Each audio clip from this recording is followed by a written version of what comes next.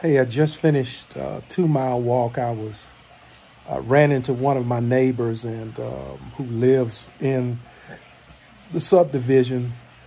We struck up a good conversation. The conversation actually started with my knee. I have a knee brace on. So she was asking me, Gary, what happened? And I was just telling her, in truth of the matter, just getting 60 and trying to keep these knees together. But one conversation led to another. One of the conversations we talked about as she was beginning to share, she talked about how there were several generations that were living in her home.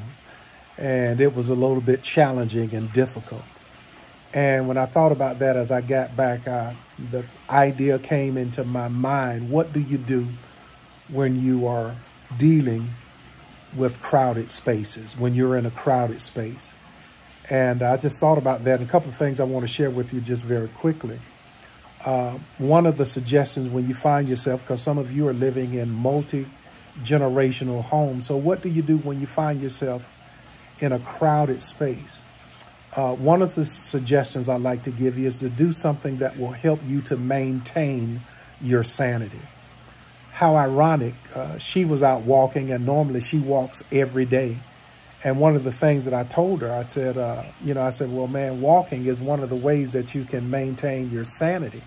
And so when you find yourself in a crowded space, it's important to read. It's important to walk. It's important to walk on the beach. Sometimes it's doing lawn work that helps you to maintain your sanity. A lot of times people don't understand, but one of the things that I love doing is washing my vehicles because it's therapeutic. And so you find those things that are therapeutic to help you in those crowded spaces. Something else that you can do is that for those who are living with you is to come up with the order of the house. If you're going to be in a crowded space, or if you're going to be in a place where there's a sense of confinement, then the thing to do is to try to make yourself as comfortable as you possibly can. Make sure that people have assignments. Make sure that people know the way that you think, that they know what you expect and how you desire, what you desire of your home and for those who live there. And word to the wise, you'll probably not only need to do that at the start, you'll probably have to have a refresher course in that, because one of the things that happens over the course of time is that people fall back into their own habits and their own inclinations. So listen, if you're going to be comfortable in your home, whoever's supposed to wash the dishes, cut the grass, if you don't want people putting their fingers, the kids, just messing up your walls, have that conversation. It's important to have it at the start, but then also use it as a refresher, and then let them know, hey, you're not trying to be a jerk, but if you like your house a certain way, and that's the place where you're paying the mortgage on, then those who live there, and especially if they live in there for free, they ought not have a problem with complying with what you ask. Here's the final thing. Final thing is this: when you find yourself in crowded spaces, you maintain your sanity. You make sure that you are try to be as comfortable as you are where you are. But the third thing is you will need to put your mind in a place perhaps where your body can't go.